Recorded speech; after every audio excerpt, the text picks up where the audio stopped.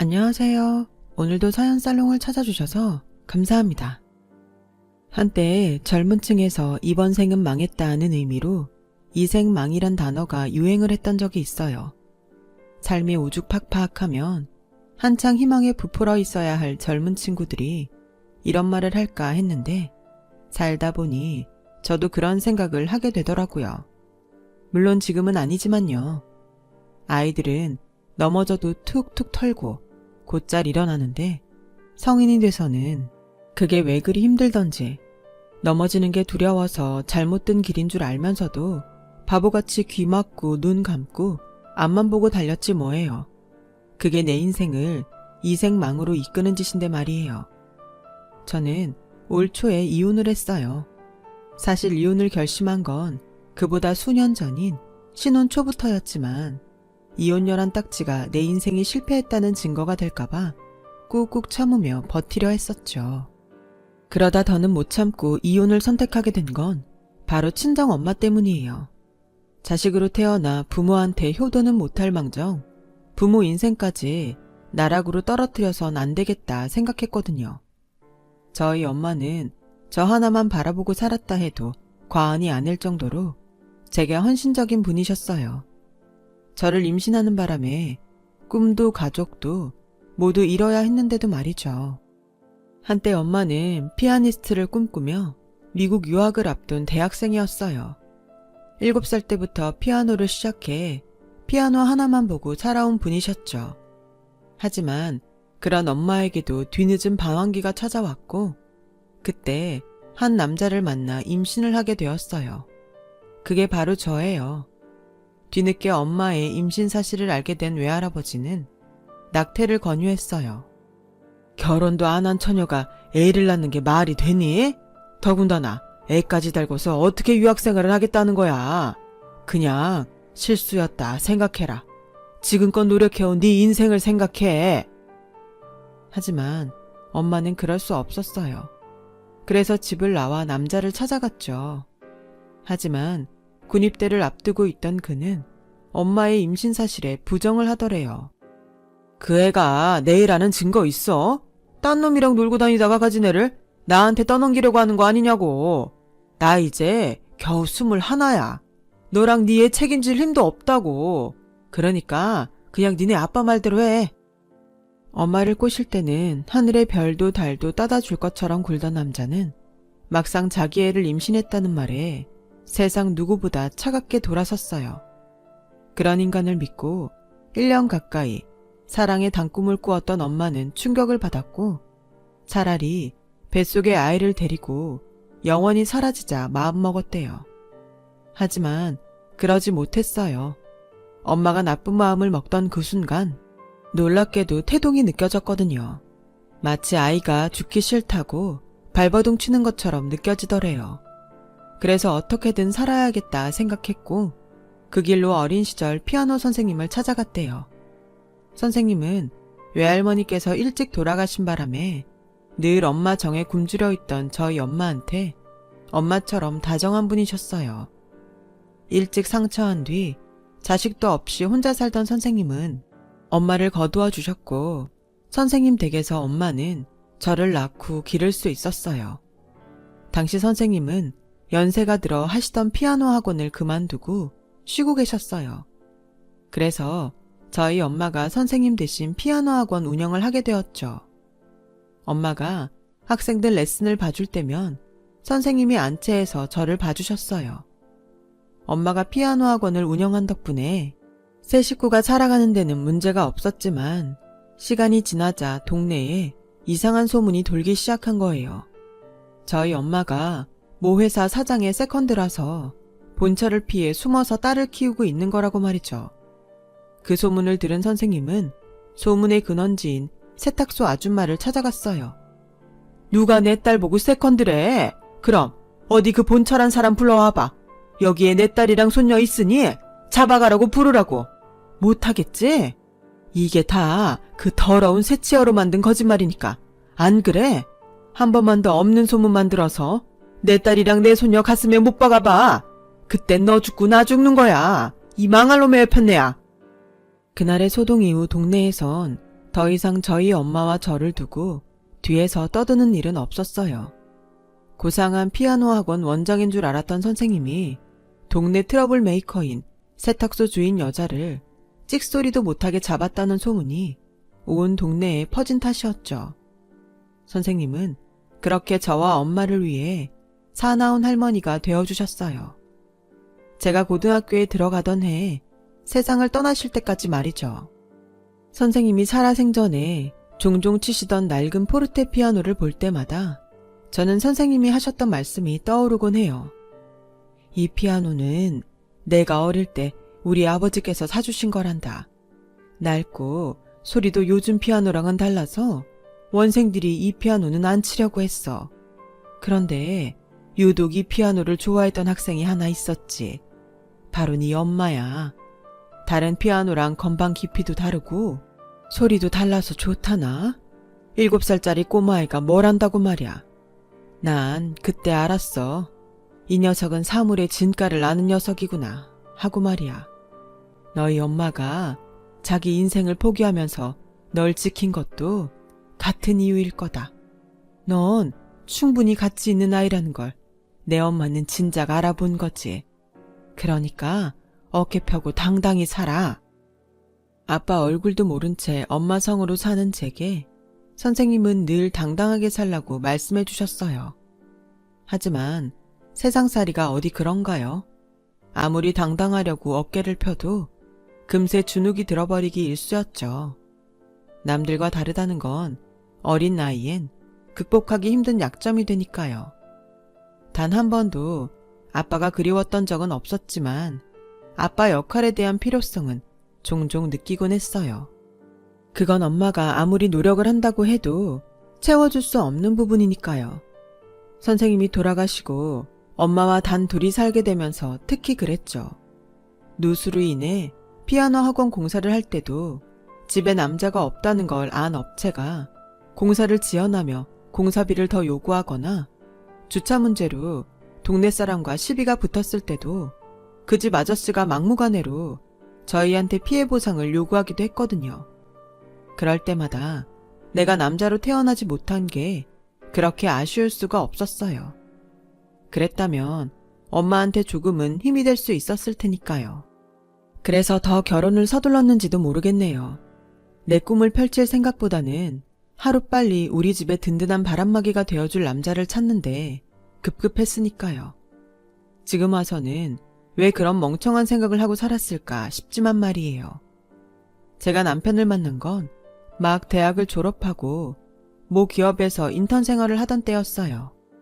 남편은 입사 2년차 사원으로 저와 같은 부서에서 일하고 있었어요.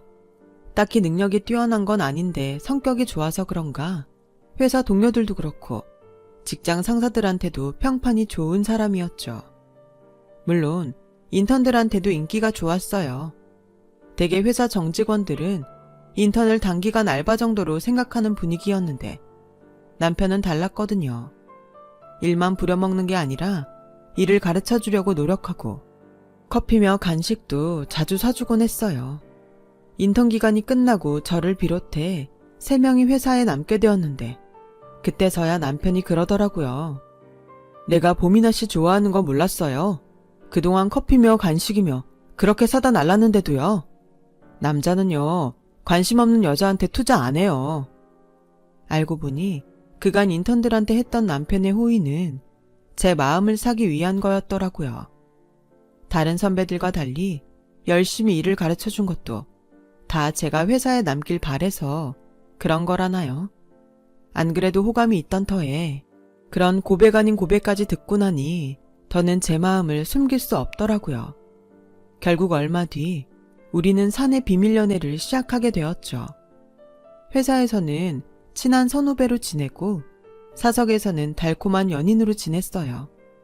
여자 둘만 사는 집이라 남자 손이 필요한 일들이 많았는데 그때마다 남편은 찾아와 불평 한마디 없이 형광등도 갈아주고 막힌 하수구며 집안 배선 문제도 해결해 주었어요.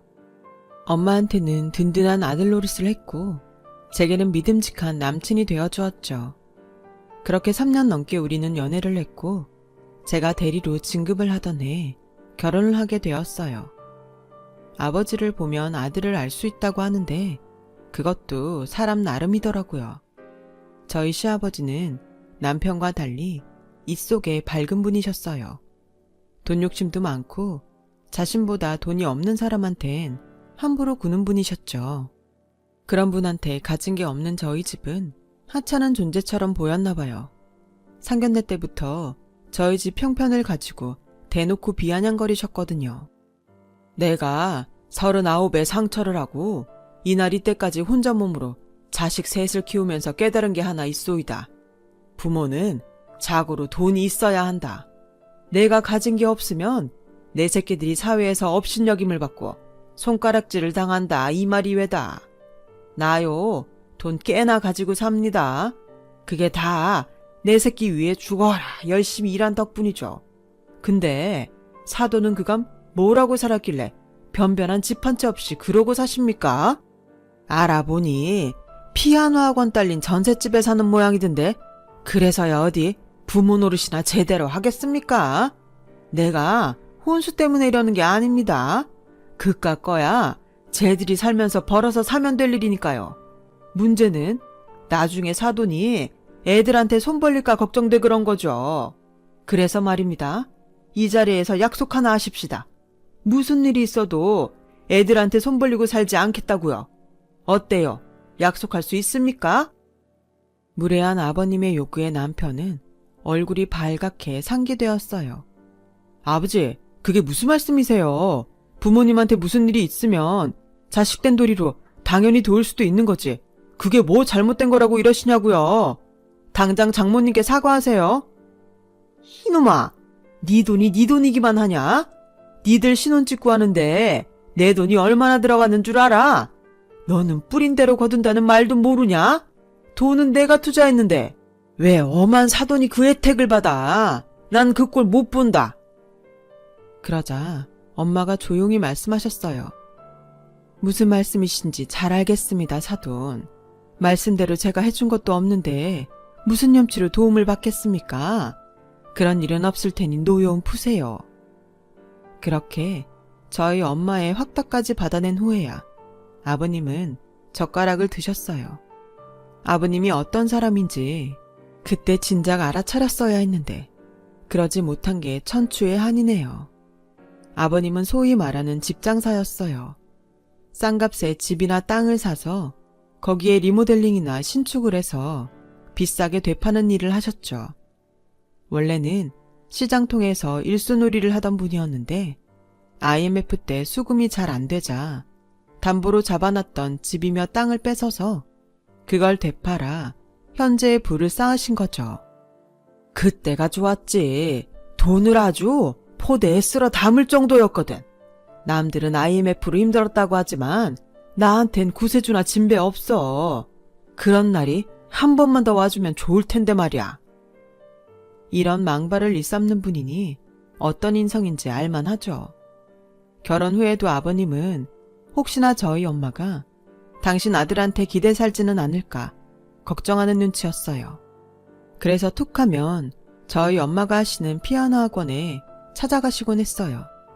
말로는 혼자 사는 사돈이 걱정돼 그런다고는 하지만 제가 아버님을 모르나요?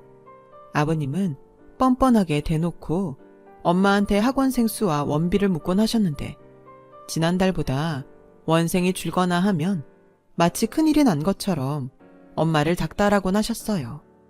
사돈, 지난달보다 원생이 둘이나 줄었는데 두 손 놓고 있을 겁니까?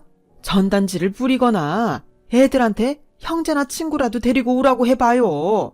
이러다 학원 문이라도 닫게 되면 어쩌려고요? 아이고 속 터져라. 정작 속이 터지는 건 엄만데 말이죠.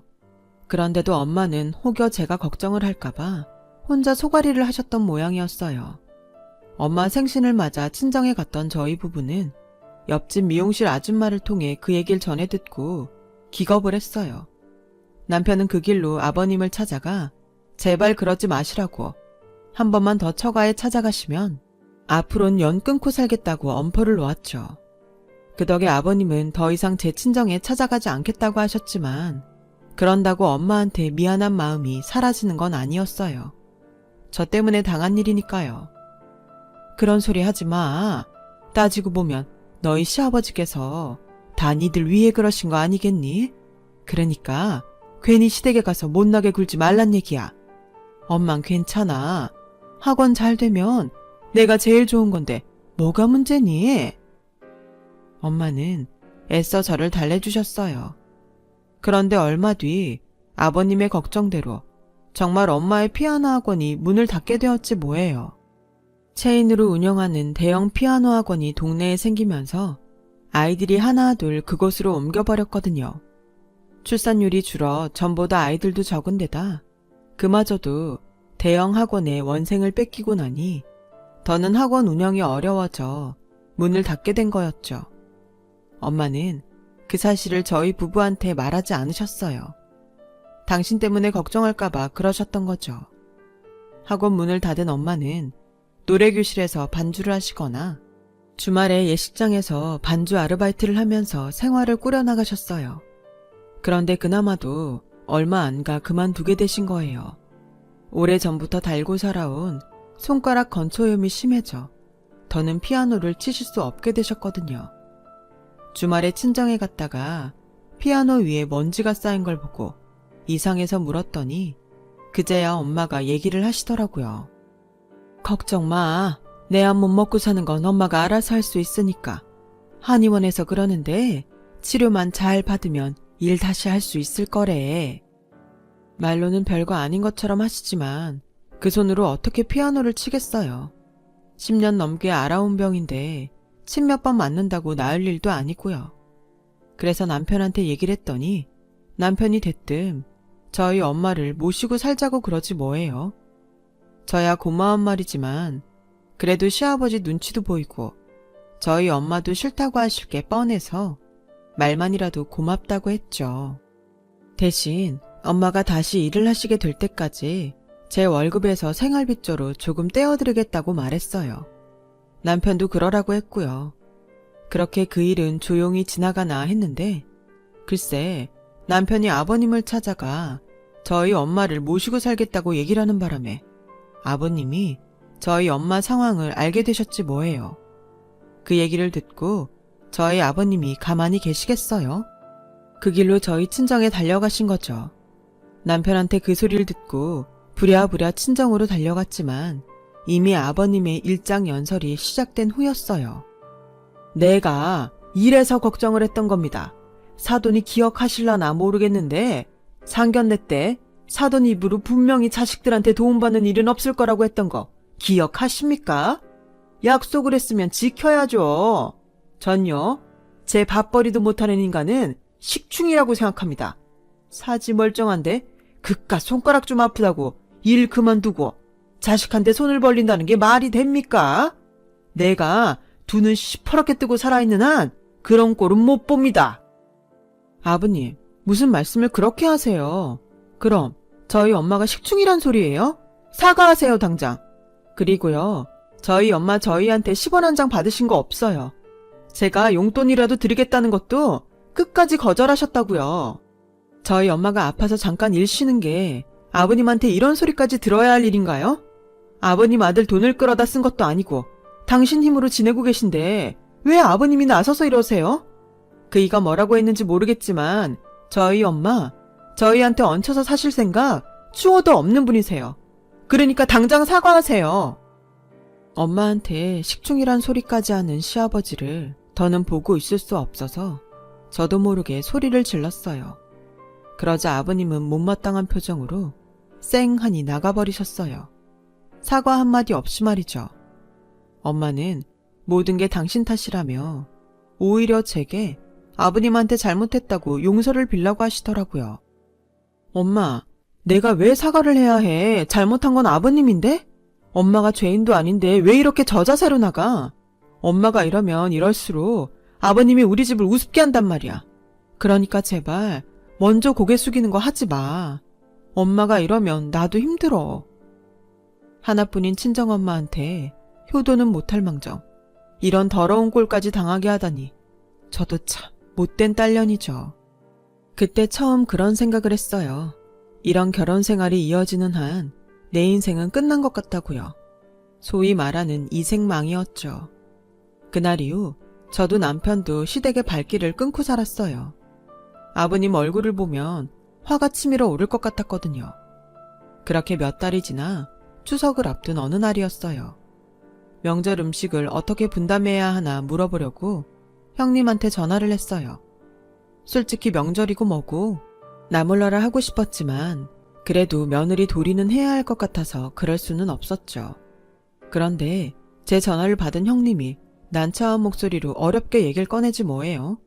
몇 번이나 망설이면서 말이죠. 동서, 내가 이 말을 하는 게 맞는 건지 모르겠는데 말이야. 동서 친정 어머님 계속 그 일 하시게 둘 거야? 내가 보기 딱해서 말이야. 일이라뇨? 그게 무슨 말씀이세요? 어머, 몰랐어? 지난달부터 아버님 댁에서 도우미 생활하고 계시잖아.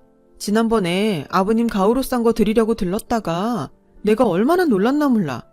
처음엔 닮은 도우미뿐인가 했는데 아버님이랑 대화하시는 거 보니 동서 친정 어머님 맞더라고.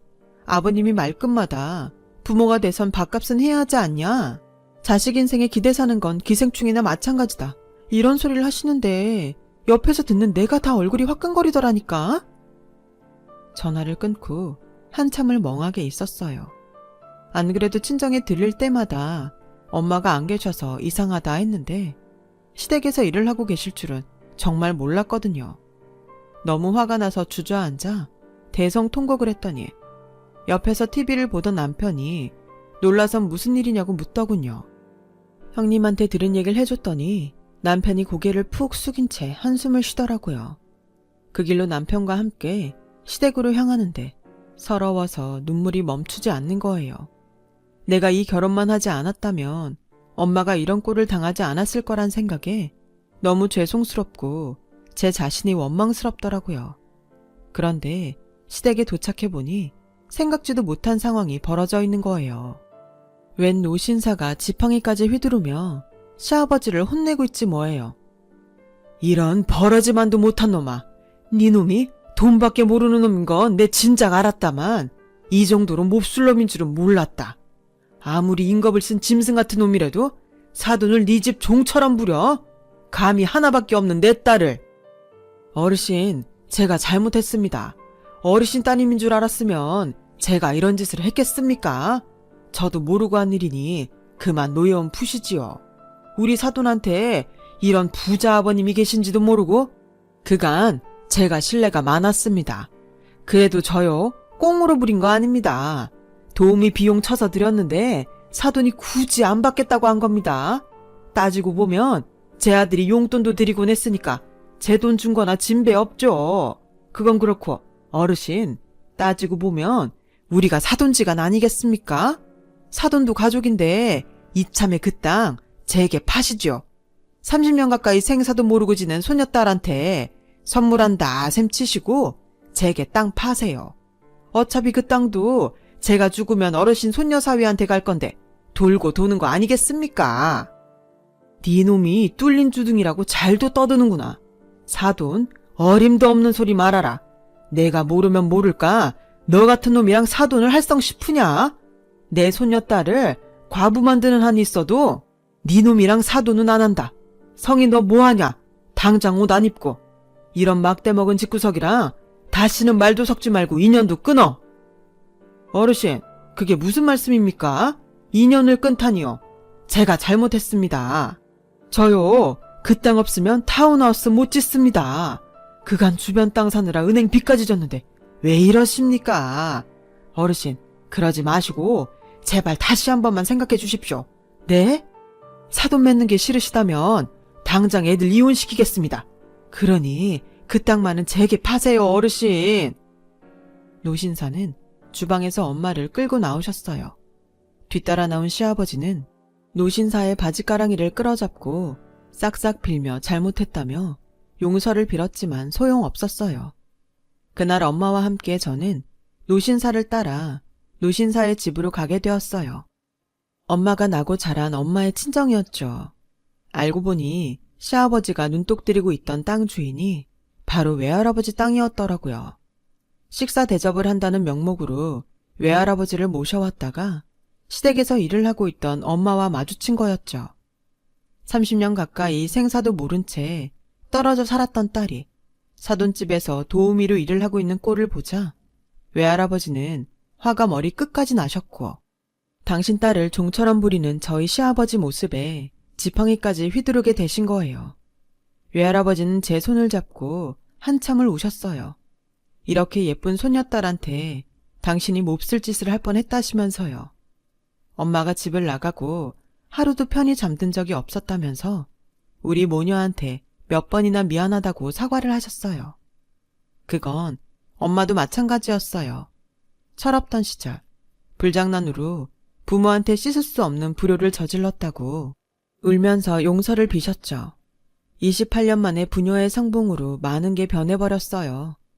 그날 이후 엄마는 외할아버지 댁으로 들어가셨고 저는 이혼을 했거든요. 남편을 생각하면 이혼까지 하고 싶진 않았지만 시아버지를 생각하면 더는 함께 살 수 없더라고요.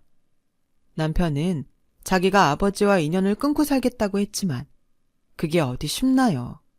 지금이야 상황에 따라 그런다 쳐도 부모 자식 간의 인연이 무자르듯 싹둑 잘리겠어요. 그래서 눈물을 머금고 남편과 이혼을 하게 되었어요. 이혼 후 아무래도 남편과 한 직장에 다니는 게 불편해서 제가 이직을 했어요. 현재는 새 직장에도 적응이 됐고요. 남편한테는 종종 연락이 와요. 만나온 세월이 있으니 쉽게 끊기는 힘들겠지만 시간이 약이 될 거라 생각해요. 이혼을 한 후에도 시아버지는 제게 전화를 걸어 외할아버지 좀 설득해 달라고 부탁을 하곤 했어요. 물론 저는 딱 잘라 거절을 했고요. 돈이라면 벌벌 떠는 인간이 전 재산을 투자해 벌인 사업이 엎어질 판인데 얼마나 애가 탔겠어요. 저희 외가에 찾아와 문을 두드리고 떼를 쓰기도 여러 번이었죠. 그러다 동네 주민 신고로 경찰서 내 끌려가기도 했고요. 그러다 얼마 전부터는 발길이 뚝 끊어졌더라고요. 소문으로는 살던 집까지 다 잃고 알거지가 됐다는데 정확한 사정은 잘 모르겠네요. 한때 이생망이 될 뻔했던 제 인생은 다시 리셋을 하게 되었어요. 잘못된 길을 가는 것보다는 힘들더라도 다시 시작하는 게 낫지 않을까요?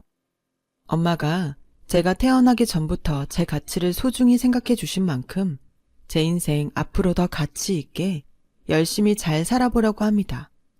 지금까지 제 사연을 들어주셔서 감사드려요.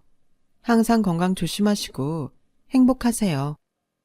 여러분, 사연 댓글에 응원과 현명한 조언 부탁드려요. 좋아요와 구독은 저에게 큰 힘이 됩니다. 오늘도 좋은 일 가득하세요.